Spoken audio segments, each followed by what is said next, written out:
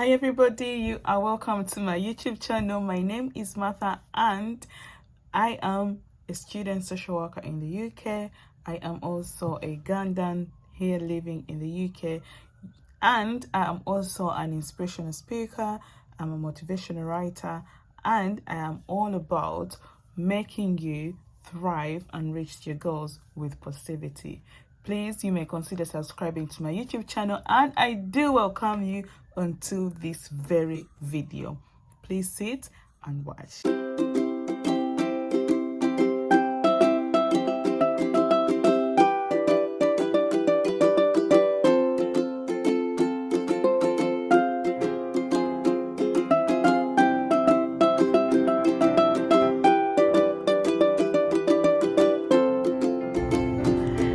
So today I am talking about the things that fascinated me, or things that shocked me or surprised me when I first came into the UK. So if you are considering moving to the UK or traveling to another country, this video is gonna help you understand or have a gist of how it may feel. I understand experiences are different from person to person, but I'm going to share my experience according to what I experienced or what shocked me when I came to the UK. One thing that really surprised me is the strictness of time.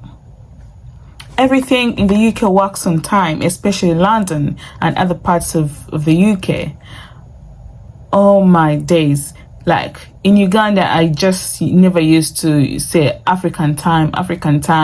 Even if I be late for 10 minutes, it's gonna be okay. But here I learned that even a single minute or second is gonna cost you £1. It's gonna cost you money. It's also gonna cost you your integrity, because people are going to look at you and like, you're not reliable.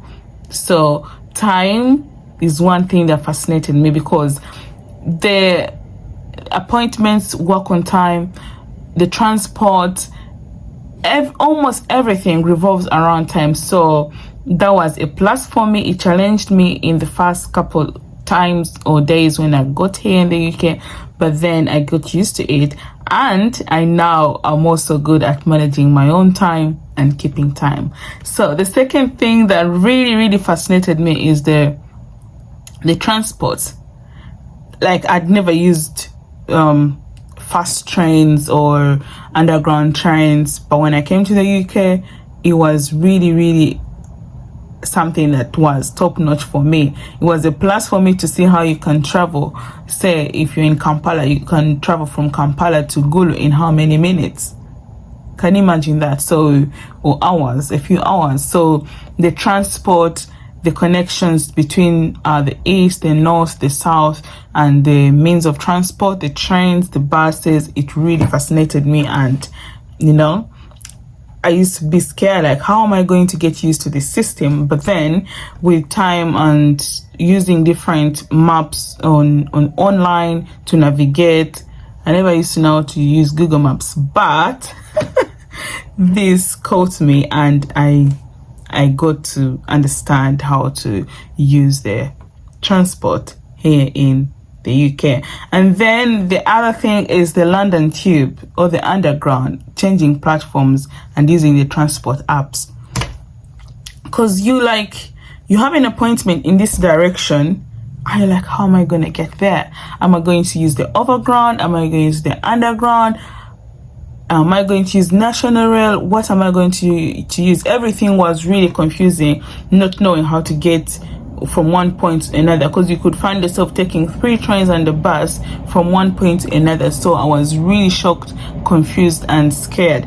But the first time I took a train by myself in London, I was going to meet a friend, and they told me to download a certain application. So when I downloaded the application, I was able to navigate.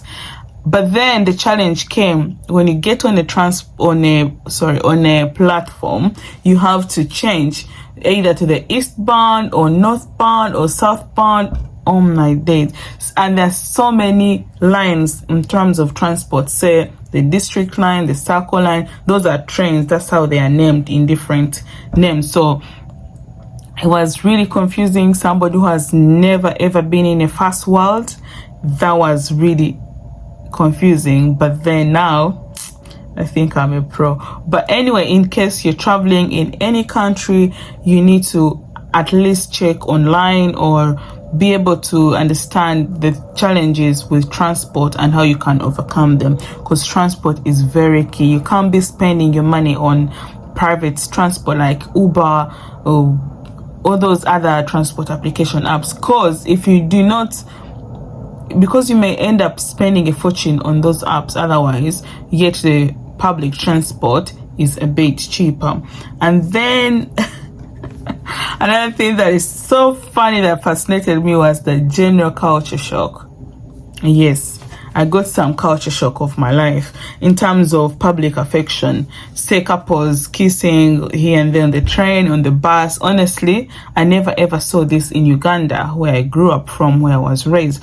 Because if you show public affection, you're either going to be on the face of a newspaper, you're going to be called names, you're going to be labeled, and that stigma is gonna go with you even into your future relationships, even into your future families. So when I saw how people are free to love each other or to show love to their partners or their friends, even in the public spaces, at first it was like, I was like, is this even possible? How come? Oh my God.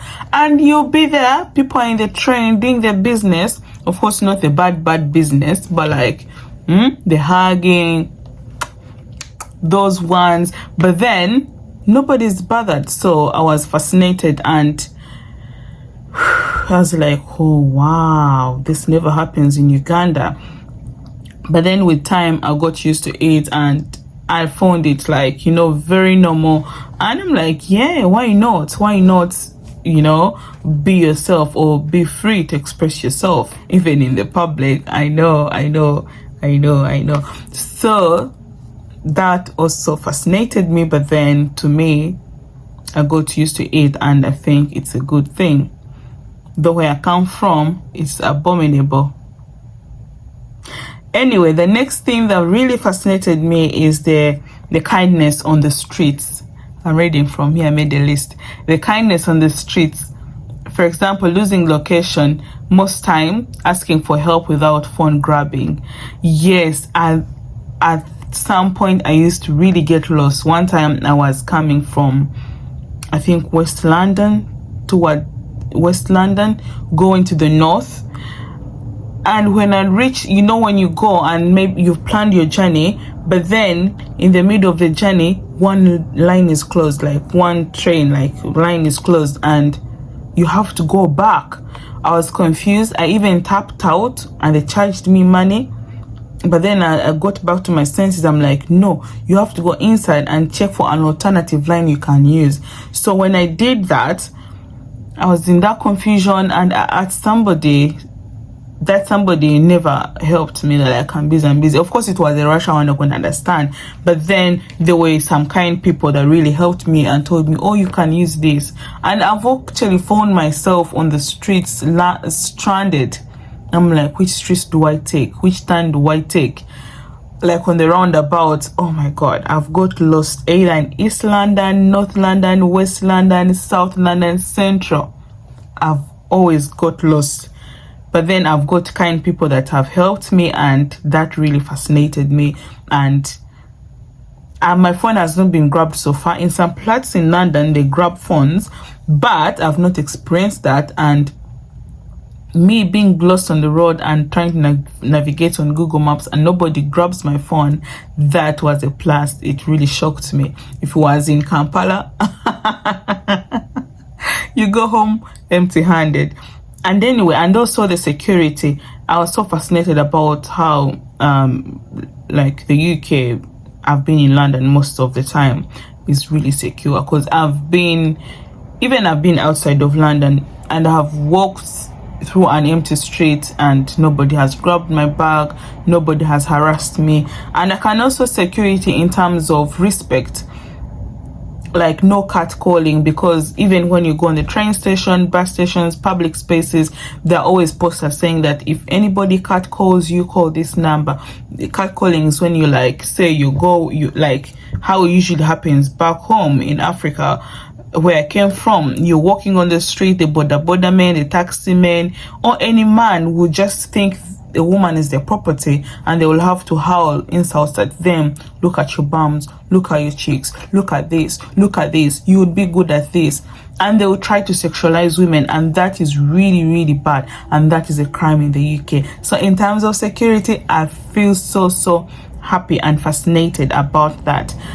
Actually, that is a plus for me, because I have not gone in a place and you hear somebody saying, oh, catcalling you or body shaming you. No, because it's a crime and a serious offense. So that is one of the good things really I have loved about the UK. And then being truthful. Sometimes you find yourself being truthful, like in I know where I come from. People will be like, I'll be in on a meeting at 10, but then they'll come like at 11:30. But then I've learned things like being truthful when I'm here, because even when you're running late for an appointment, you just pick up your phone and call and say, you know what, a train has been cancelled or this and this, but I'm on my way. So being free and being open to speak the truth is one of the things that really I have learned from the UK, and I think I'm more truthful than ever. So another thing is the diversity in London. It didn't shock me or fascinate me, but I was glad to see the diversity in London or in the UK, because everywhere you go, you find people that may identify as you. There are people from different cultural backgrounds, people speaking different languages. So the diversity really fascinated me, and then that's what the thing that makes you feel like you're welcomed or you're accepted in the UK. For example, accessing ethnic food in some parts of London, you can go and buy Ugandan food. Because I'm from Uganda, I eat some Ugandan food. So there are some shops that really sell like ethnic food, like matoke, any food that identifies with your identity. So that thing has also fascinated me about London, because at some point I never even used to know where I can get the Ugandan food, but with time and checking online and having friends has helped me to navigate places I can find like the Ugandan food. So the diversity in London or in the UK has really made it a plus for me. So anyway, these are the things that really fascinated me, and I learned from them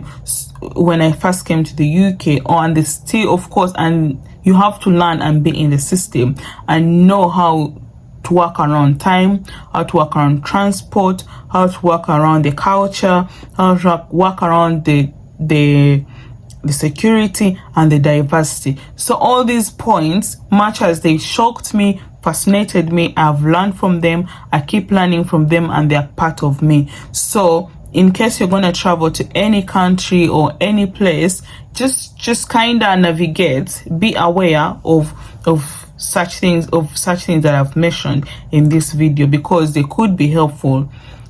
In case you have any question, in case you have anything you need me to add more to this video, you just comment down below in the comment section and just let me know, and I'll make for you a detailed video about it.